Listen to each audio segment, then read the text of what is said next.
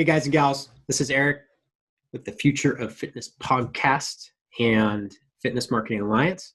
And this is episode number 6. And I get to talk to Casey Jenks. He is with FitBot, which is thefitbot.com. And this is a great example of the stuff that we like to highlight on the show of how technology is coming in and changing the way we do business in the fitness industry. And I've been using FitBot for a while for my remote coaching clients and my on-site coaching clients as well. And it changes the game. It saves a lot of time. It's a drastic improvement on the way that we communicate with our clients, and we get feedback loops. And I think they're going to continue pushing forward and adding a lot more to it. So it's definitely worth listening to the story, because this is a tool that almost every trainer can use, which can optimize their business and help you get and handle more clients and really take care of the ones that you have even better. So get into it. And if you have questions for us afterwards, you can definitely reach me or Casey. And without further ado, here it is, Casey and the FitBot.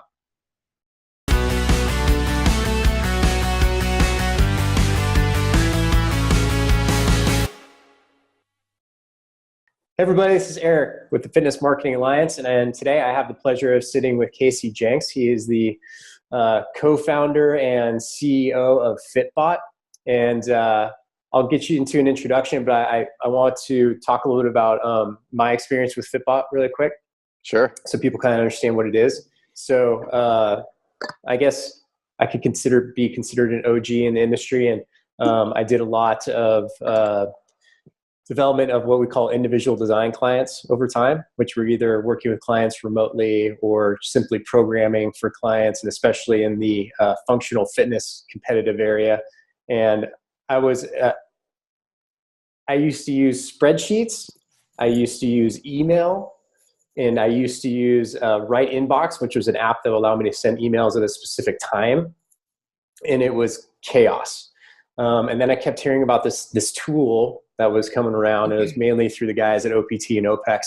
And the old timer in me was very reluctant to let go of my spreadsheets and my email. And then finally I made the conversion to FitBot. And I'd say probably after, only it took me about 24 hours to get used to it. And it's completely changed the way I've done coaching. I was doing up to over 20 people per week, which, as you know, takes a lot of time. And so I was extremely happy to find this application and start using it. And that's kind of my story on FitBot, but we're going to get much more into your story. But the first thing I like to ask people, Casey, when they come on the show here is, what is your fitness story? Because everybody in the industry seems to have some story of how they got into fitness, and I'd like to hear yours. Yeah. So growing up, I was always, very active playing sports.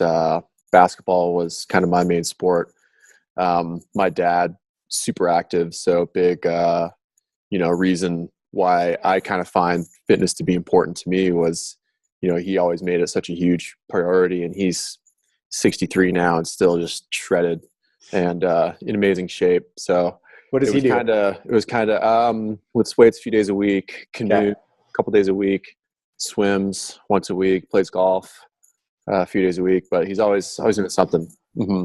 Awesome. And so it was kind of instilled in me from a very young age, having that, and started lifting weights in high school, lifted all through college, played basketball, recreationally all through college, and went to school for computer science. So software development, building web apps was always, it's always been another passion of mine. So got a job as a software developer after college. Met my now wife a few years after graduating, who was a personal trainer at the time. And she asked me one day, maybe a year or so after we were together, she asked, "Hey, you want to open a gym together?" And she had kind of got me into CrossFit at the time. So I'd been CrossFitting for maybe a year and a half or so. And she asked me if I wanted to open a gym. I said, "Fuck yeah, let's do it." So we did that, ran that for about 5 years together, from about late 2010 to late 2015, and until we decided it was time to kind of pass the torch and kind of move on to other things. And for me, that was FitBot and continuing my software development. and yeah, decided it's time to sell and kind of pass the torch. Here I am. Yeah, we have a term for that because I interview a lot of people like you and me. We call it recovering gym owners. Mm-hmm. That's the tagline. So you're one of us. What? Give us the FitBot story. How did this come about? Yeah, so I had a pretty nasty shoulder injury, completely dislocated it on a snatch max gone wrong. So yeah, dislocated the shoulder, had to get surgery, went through physical therapy, and I got cleared from therapy, but knew that, I wasn't quite ready to get back to doing what I was doing at the intensity that I wanted, and knew that I needed to progress in a smarter way than just jumping back into, standard group classes would have progressed me. So that's when a friend recommended I hook up with a coach at then OPT. So I got started with a coach there to kind of get me back to where I wanted to be and progress me on, kind of my goals while also kind of rebuilding this still weak shoulder that I had. So totally relate to the email and spreadsheets thing. I was on the receiving end of that. I would get to the gym. First, I have to find, that email that contained that 3 weeks of training or so. So get to the gym, first find that email somewhere in my inbox, and then scroll and find that day in there, take that, copy it, paste it into my notes app, record my results, have them going along. Because it was a remote relationship, sometimes there would be video involved. So those would get uploaded to Vimeo to wait for all that to finish, take those URLs, paste them back into my notes, and then get them back to my coach on the other end. So already pretty time-consuming process for me. For about every hour I spent working out, I felt like I spent another half hour kind of curating these results and, making sure everything was right there for him to interpret. And I asked him one day, I'm like, you have 50 of me. How are you managing all this on your end? Assuming that there was a FitBot or some other type of program or platform out there built for trainers and coaches to kind of store all this. And, I was really surprised when he looked at me and said, email. Like email was his go-to, email and Evernote, essentially. Who is your coach, Casey? So I started off originally with Max, back when Max was at OPT. Max Alhaj. Yep. Yeah, awesome guy. Before he started training Think Tank. Mm-hmm. And I'm with Mike Bond at OPEX now. Okay, awesome. Great guys. Yep. Definitely, yeah. Both super smart guys. Learned a ton from each of them, for sure. Mm-hmm. Yeah, I think behind all, it's no secret, behind all great innovation, there's somebody just solving a problem, right? And it's usually like your own problem or something like that. Scratch my own itch, for sure. Yeah. Mm-hmm. So I know you're kind of getting into it, but to expand more, what is the problem? What is the pain points that FitBot solves? I know personally for me, but I want to hear what yours, how you dictate that.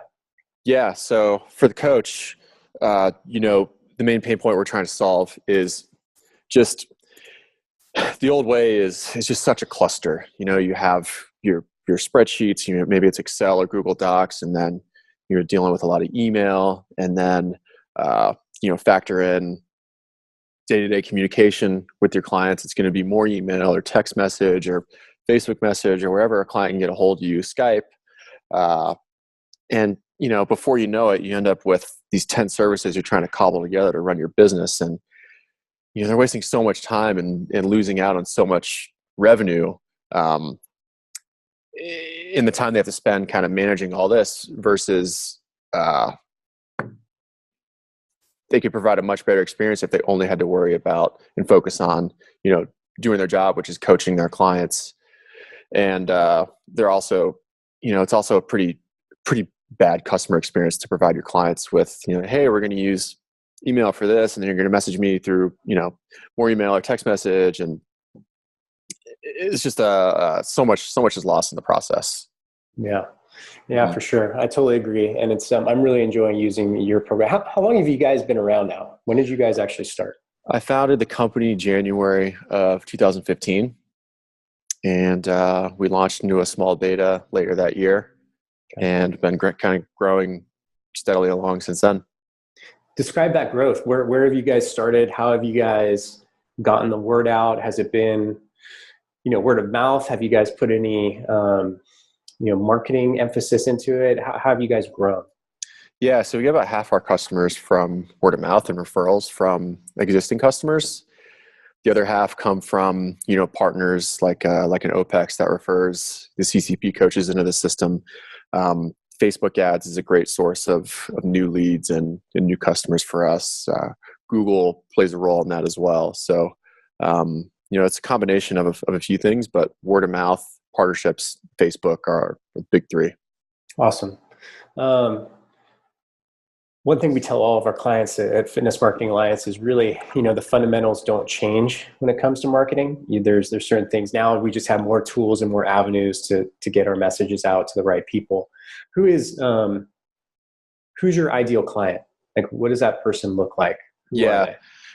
Our ideal client right now is somebody that is experiencing the pain of spreadsheets, email, someone like yourself when you first came in. Maybe you have 20 clients that you're coaching, and you realize you're losing so much time and spending so much energy on inefficient processes and workflows. So we really try and speak to that pain point and say, hey, there's a better way.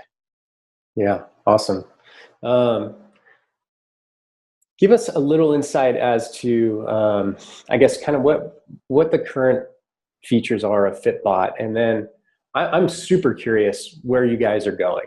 I mean, what's it going to look like in 6 to 12 months, 1 year, 3 years, 5 years? I know, obviously, I've talked to you in the past. You have a pretty big vision of where this thing's going, and it's really exciting. I view ourselves as still kind of being in our infancy. We just now put together a team of other developers and people. So for a while it was myself and my co-founder, just the two of us with some help from some outside contractors eventually. But, for a while it's just us. Now there's 7 of us, and, as we grow, that'll continue to scale. But, the first thing that we wanted to solve was, is centered around, workouts, the planning, the delivery, and the tracking of the workouts, the results, and things kind of centered around that. So we kind of bit that off first as like the first chunk of work and focused like a laser on that, on making things super efficient. But as we grow, things will kind of start to expand outside of that. So, things on our roadmap might be things like automatic check-ins and things centered around lifestyle and nutrition. We're in the gym 1 hour a day, but there's 23 other hours in the day that are just as important, if not more important, than the time you spend in the gym. So, really evolving the platform to encompass that is a big focus of ours, kind of going into end of this year, next year. You guys, so you also, maybe you've done it before, I just noticed, but I think in the last 6 to 9 months, you guys have been adding or putting focus on a nutritional aspect of it as well. Is that correct? Yeah, there's some lightweight nutritional tools in there now to mark kind of goals and high level overview stuff. We'll never be a MyFitnessPal where people will be logging food inside the app. Hopefully one day there's an integration though where we can suck all that data in to display to the client and the coach. Right. But nutrition is another big aspect of that lifestyle piece. Cool. So here's a question that gets my inner nerd really excited, right? Sure. And I think you'll appreciate it too. I believe that, services like yours, FitBot, is bridging a gap between technology and fitness professionals, right? Obviously, it's the fitness industry needs to get out into the digital age, right? It's part of our mission too. How do you see, if you had to put your visionary goggles on, how do you see technology changing the fitness industry in the next, even 6 to 12 months, but maybe 5 years from now? Where do you see it all going? Yeah. So we were just talking about this this morning. So we have a Boulder Fit Tech meetup that meets about every 4 to 6 weeks. So we were talking about this exact topic. So, with all the wearables and the Fitbits and, the Apple Watch and all that, we're recording and tracking more data than ever before. But, it's still kind of not clear what we should do with that data yet. It's cool. I logged 10,000 steps yesterday. What the hell does that mean? And why do I care? Right. But, I think that there is use in some of these, in all this data that we're getting. And, we can take kind of what we need and take that data, show it to the coach to make the decisions and piece together like, hey, here's what this means, or here's the important gems from this data that we're getting. Yeah, interesting. How do you think, do you see biometrics coming into a play in this, like real-time biometrics that people can be tracking and maybe integrating with your platform eventually? Or how do you, yeah, do you see anything like that? I'd love to show, sleep is probably the big one that stands out to me. Okay. Track the sleep and be able to show that to the coach. And if the coach sees, hey, you slept like shit last night, therefore we're going to adjust your training so I'm not, beating the crap out of you. Or, hey, you've had a few great nights of sleep, everything's looking good, your HRV results came back as awesome, let's hit it hard today. Yeah. HRV, I know what that is. What a lot of people may not. As a fitness coach, to explain what that is. Yeah, heart rate variability. So it's not just taking a look at your heart rate, but the time interval between the beats of your heart. And after we've been, in the gym hitting it hard, or maybe we had a stressful day at work, or maybe we got a shitty night of sleep, or you got sick, your heart rate variability score takes a hit. And so, you wake up feeling like crap. There's a correlation between that and the heart rate variability score.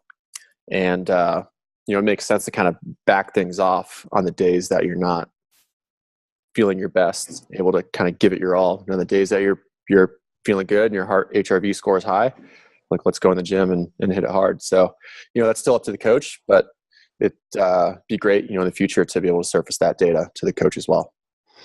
What are the big players in HRV right now in the fitness industry?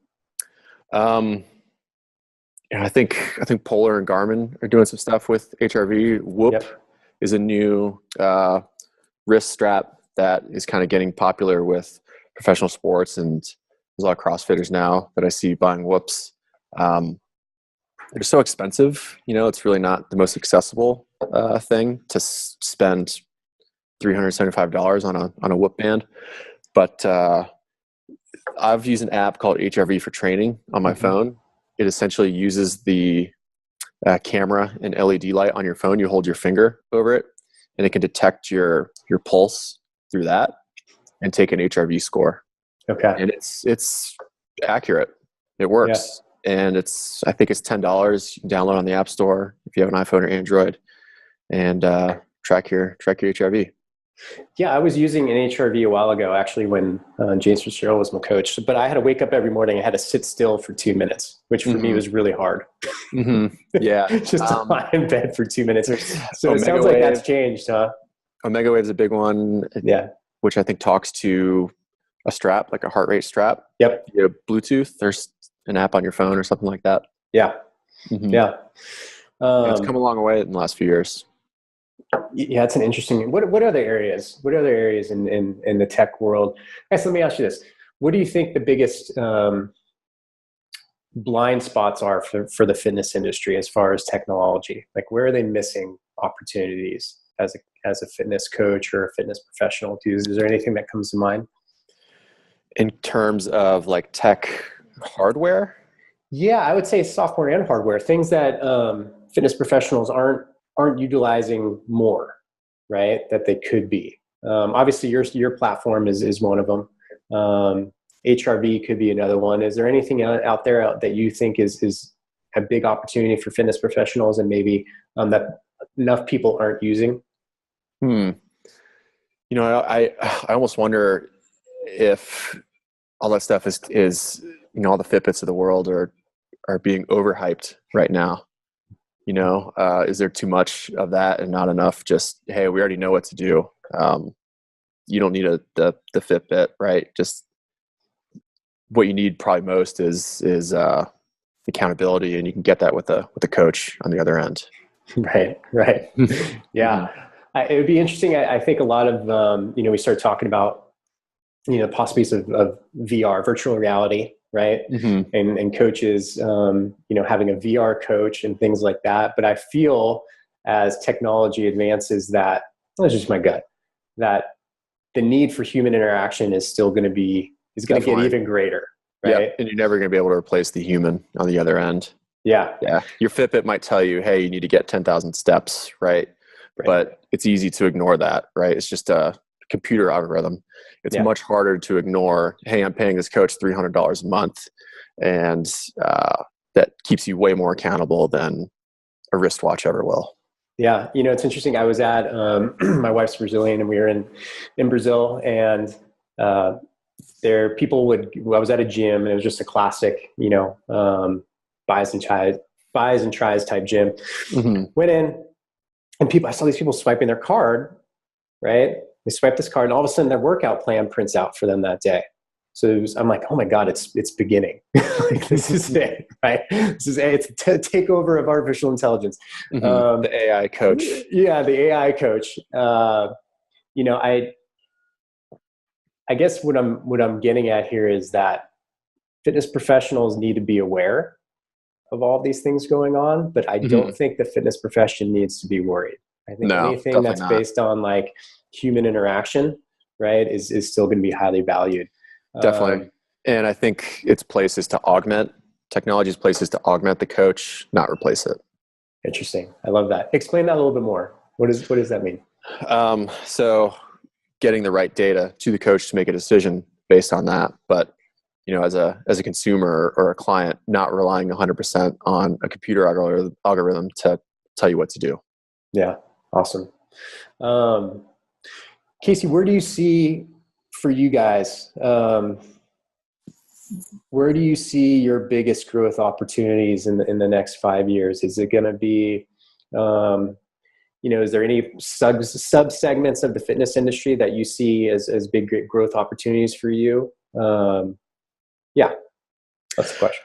Yeah. So we have a lot of current CrossFit coaches, and I feel, as that market kind of matures and as CrossFit as a whole becomes more commoditized, there's going to be a lot more CrossFit gyms and coaches looking at ways to differentiate themselves.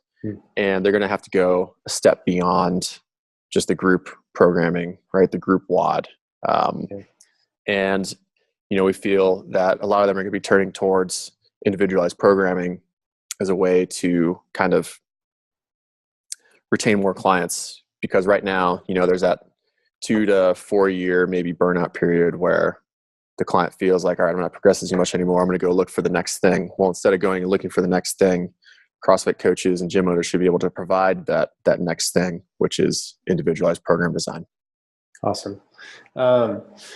So if I'm a fitness professional and I'm listening to you right now, I want to know how do I get started in using FitBot? Well, why should I use it? And how do I get started? But also, how do you guys help fitness coaches with give them the tools to help them show that they are differentiating themselves, like helping with assisting with their marketing or giving them tools to do that? From a marketing perspective? Yeah. Not yet. So we have some stuff in the works there. Okay. But I'll keep y'all posted. Awesome. So how do people try FitBot? How do they get a hold of you, or what's the best way to get started? Yeah, so they can go to thefitbot.com. Okay. And sign up for a free 14-day trial there. Okay. If you have any questions, there's a little chat bubble right there on the website or in the app. And they can reach out to us, and they'll hit our team pretty fast, and we'll get them squared away. Awesome. And I'll personally put a stamp of approval on what you guys do, because it really has saved me a lot of time. Right now, I can spend 2 hours on a Sunday morning doing all of my programming for my clients. It's really helped with the speed. I mean, the videos that you guys have already uploaded for before I would have to go and search for hip extension, right? Mm-hmm. Weighted hip extension barbell, right? It's already logged in there for your system. It's already there. It's already vetted by us. We work with Central Athlete to provide those, and we love their videos because the angles are great. They're short and to the point. You know, when a client's working out, you don't have time to watch a 10-minute explanation and deep dive into a movement. You just want to see the quick points. Hey, how do I do this? So you can stay in the workout and get on to the next thing. Yeah.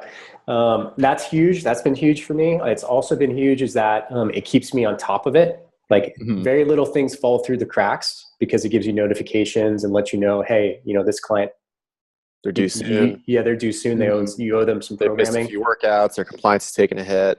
Yeah. All that stuff. Yeah. All of those features are really solid. And I really urge people to check it out because it will save you time, make you more efficient, and really add a lot of value to the relationship that you have with your clients. So, boom, that's my stamp of approval for you guys. Absolutely. I appreciate it. Yeah. We wouldn't be here without all the customers giving us the feedback and staying engaged. Yeah. And that's another thing I will say. You can actually, if you are a client of FitBot, you're a coach, you can actually talk to Casey. That's one of the most amazing things is I'll be like, I'll just instant message you through the app and I'm talking to the CEO. And I mean, that's a level of service that I really appreciate with you guys. Yeah. It's always my goal to be able to continue to talk with customers. I don't know how long, we do have a team now that helps out there. So you don't get me every time, but well, it feels like it. I'll always be staying involved for sure. Awesome. Well, Casey, thank you for your time, man. It's really great. And we're going to stay on top of this and keep watching you guys. And have a great weekend in Boulder, Colorado, man. Yeah, you too. Thanks for having me on. All right. See ya. See ya. Thank you for listening to this episode of the Future of Fitness podcast and webinar series. We're working really hard here to keep great content coming out, and we'd like to express our gratitude by offering you a free 7-day marketing crash course. So here's how you can claim it. If you go to fitnessmarketingalliance.com/free gift, FREEGIFT, and you enter the promo code FITMARK, FITMARK, you can claim it that way.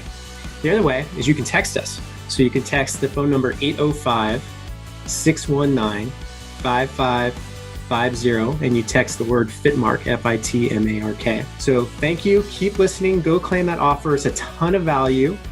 And if you ever want to get a hold of me, or if you have suggestions for guests, topics, or anything else, or if you just want to ask me questions, I always respond. You can reach me at Eric, ERIC, at fitnessmarketingalliance.com. And keep listening. We have a lot more coming down the pipe, and we'll make sure that we're keeping the value great for you guys. And farewell till next time.